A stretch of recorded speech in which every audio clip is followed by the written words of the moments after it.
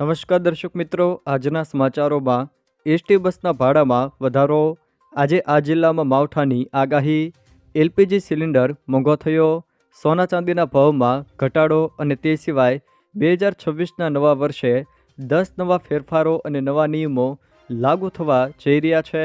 તો તે તમામ માહિતી વિશે વિડીયોમાં આગળ વાત કરીશું, તો છેલ્લે સુધી જોતા રહેજો.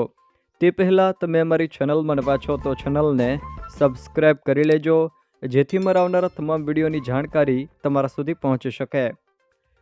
આજના સૌથી પહેલાં સમાચાર વિશે વાત કરીએ તો નવા વર્ષે જ એલપીજી સિલિન્ડર વધુ મોંઘા થયા છે.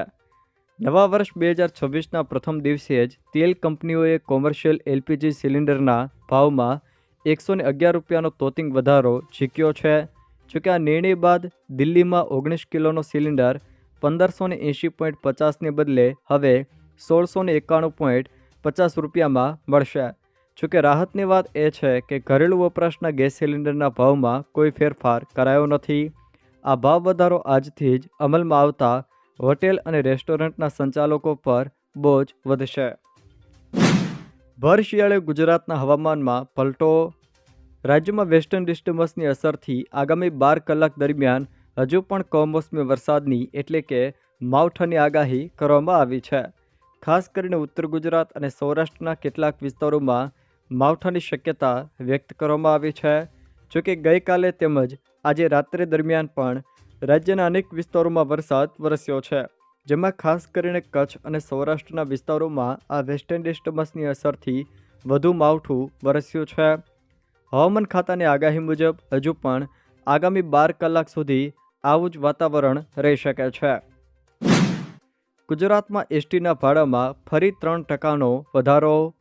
ગુજરાત સ્ટેટ રોડ ટ્રાન્સપોર્ટ કોર્પોરેશનની બસોના ભાડામાં ફરી એકવાર 3%નો વધારો ઝીકવામાં આવ્યો છે.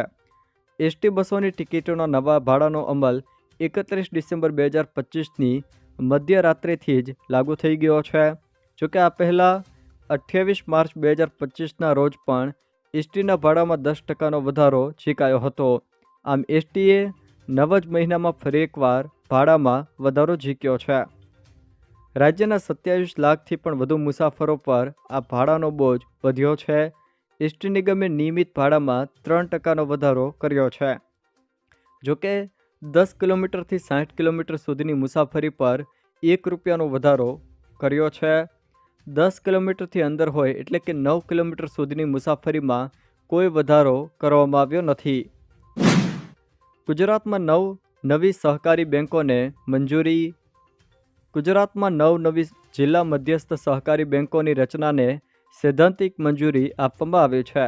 પ્રવક્તા મંત્રીએ જણાવ્યું હતું કે નાબાર્ડની ભલામણ મુજબ પંચમહાલ, સાબરકાંઠા, સુરત અને વડોદરા જેવી મોટી બેંકોના વિભાજનથી દાહોદ, અરવલ્લી, તાપી અને છોટાઉદેપુર સહિતના જિલ્લાઓમાં નવી બેંકો બનશે. જોકે આ નિર્ણયથી ખેડૂતો અને સહકારી માળખાને સ્થાનિક સ્તરે મજબૂતી અને સુવિધા પ્રાપ્ત થશે. મળતી માહિતી અનુસાર દેવભૂમિ દ્વારકા જિલ્લા બેંક, પોરબંદર જિલ્લા બેંક, આણંદ જિલ્લા બેંક, અરવલ્લી જિલ્લા બેંક, દાહોદ જિલ્લા બેંક, છોટાઉદેપુર જિલ્લા બેંક અને તાપી જિલ્લા બેંક, ડાંગ જિલ્લા બેંક તેમજ નવસારી જિલ્લા બેંકને મંજૂરી આપવામાં આવી છે. સોના અને ચાંદીના ભાવમાં મોટો કડાકો, એક ઝાટકે 18,000 રૂપિયા તૂટ્યા. ચાંદીની ચમક ફીકી પડી. વર્ષના છેલ્લા દિવસે ભાવમાં 18,000 રૂપિયાનો ઘટાડો આવ્યો તો સોનામાં પણ ₹1,000નો કડાકો બોલ્યો છે. સોના અને ચાંદીના ભાવમાં ઐતિહાસિક તેજી બાદ ગઈકાલે અસાધારણ ઉથલપાથલ જોવા મળી છે. MCX પર ભારે વેચાવલીને કારણે ચાંદીના ભાવમાં 17,858 રૂપિયાનો તોતિંગ કડાકો બોલતા તે 2,33,156 રૂપિયા પ્રતિ કિલો પર પહોંચી ગઈ છે. સોનું પણ 1,000 રૂપિયા ઘટીને 1,35,669ના સ્તરે ટ્રેડ થઈ રહ્યું છે. નિષ્ણાંતોએ આ ઘટાડા પાછળ ભારે નફા વસૂલી અને વૈશ્વિક બજારના સંકેતોને જવાબદાર ગણાવી રહ્યા છે. 2026માં નવા નિયમો અને નવા ફેરફારો લાગુ. 1 જાન્યુઆરી 2026થી કેટલાક નવા નિયમો અને ફેરફારો લાગુ થવા જઈ રહ્યા છે, જેમાં એક પછી એક વાત કરીએ તો સૌથી પહેલું બેંક ખાતામાં ફેરફાર. તાજેતરમાં આરબીઆઈએ રેપો રેટમાં 0.25% ઘટાડો કર્યો છે. આ ઘટાડાથી તમારી લોન સસ્તી થઈ છે. State bank of India, Punjab national bank અને એચડીએફસી બેંક જેવી બેંકોએ 1 જાન્યુઆરીથી લોનના દર ઘટાડ્યા છે. તેવી જ રીતે નવા ફિક્સ ડિપોઝિટ વ્યાજ દર પણ જાન્યુઆરીથી લાગુ કરવામાં આવશે.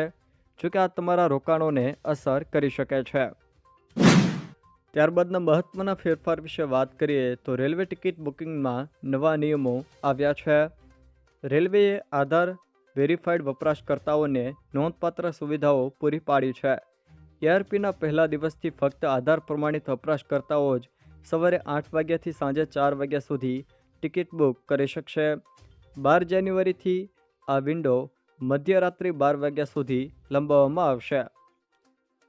પાન કાર્ડ અને આધાર કાર્ડ લિંક ફરજિયાત. 1 જાન્યુઆરીથી પાન અને આધાર લિંકિંગ સંપૂર્ણપણે ફરજિયાત બની ગયું છે. જેમણે હજુ સુધી પોતાનો પાન કાર્ડ લિંક નથી કરાવ્યો તેમને નિષ્ક્રિય કરવામાં આવી શકે છે.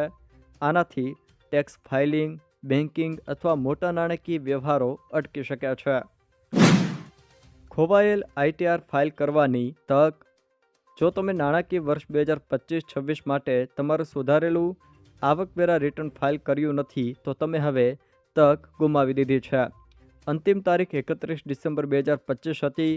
જોકે ભૂલ સુધારણા માટે તમારે અપડેટેડ રિટર્ન ફાઇલ કરવાની જરૂર પડશે, જેમાં વધારાના કર અને દંડ પણ થઈ શકે છે.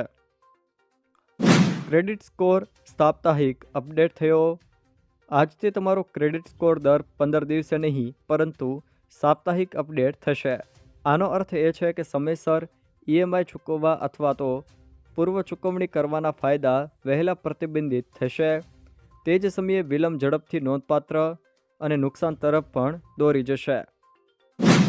યુપીઆઈ ચૂકવણીઓ માટે કડક સુરક્ષા. ડિજિટલ છેતરપિંડીને અટકાવવા માટે યુપીઆઈ વ્યવહારના નિયમો કડક બનાવવામાં આવ્યા છે. વોટ્સએપ અને ટેલિગ્રામ જેવા પ્લેટફોર્મ પર સિમ વેરિફિકેશન અને સુરક્ષા તપાસ મજબૂત બનાવવામાં આવી છે, જેનાથી છેતરપિંડીઓ પર કાબૂ મેળવવામાં આવશે. ગુજરાતમાં રેશન કાર્ડ ઓળખ કે રહેઠાણના પુરાવા તરીકે માન્ય નહીં ગણાય. ગુજરાતના લાખો રેશન કાર્ડ ધારકો માટે એક મહત્વના સમાચાર સામે આવ્યા છે. ગુજરાત સરકારના અન્ન અને નાગરિક પુરવઠા વિભાગ દ્વારા એક પરિપત્ર જાહેર કરીને કહેવામાં આવ્યું છે કે હવે રેશન કાર્ડનો ઉપયોગ ઓળખના પુરાવા કે રહેઠાણના પુરાવા તરીકે માન્ય નહીં ગણાય. હવે રેશન કાર્ડ ફક્ત રાજ્ય સરકારની જાહેર વિતરણ વ્યવસ્થા હેઠળ સબસિડીવાળું અનાજ મેળવવા પૂરતી જ સીમિત રહેશે. ગુજરાત સરકારના નિર્ણયને પગલે હવે બેંક ખાતું ખોલાવવા, મોબાઈલ સિમ કાર્ડ મેળવવા કે સરકારી યોજનાઓનો લાભ લેવા રેશન કાર્ડ રજૂ નહીં કરી શકાય. આ માટે નાગરિકોએ આધાર કાર્ડ, પાસપોર્ટ, ચૂંટણી કાર્ડ કે અન્ય માન્ય સરકારી દસ્તાવેજોનો ઉપયોગ કરવો પડશે. જો દર્શક મિત્રો આ વિડીયો તમને પસંદ આવ્યો હોય તો વિડીયોને લાઇક કરો, તમારા મિત્રો સાથે શેર કરો અને જો તમે અમારી ચેનલમાં નવા હો તો ચેનલને સબસ્ક્રાઈબ જરૂર કરજો, જેથી મારા આવનારા તમામ વિડીયોની જાણકારી તમારા સુધી પહોંચી શકે.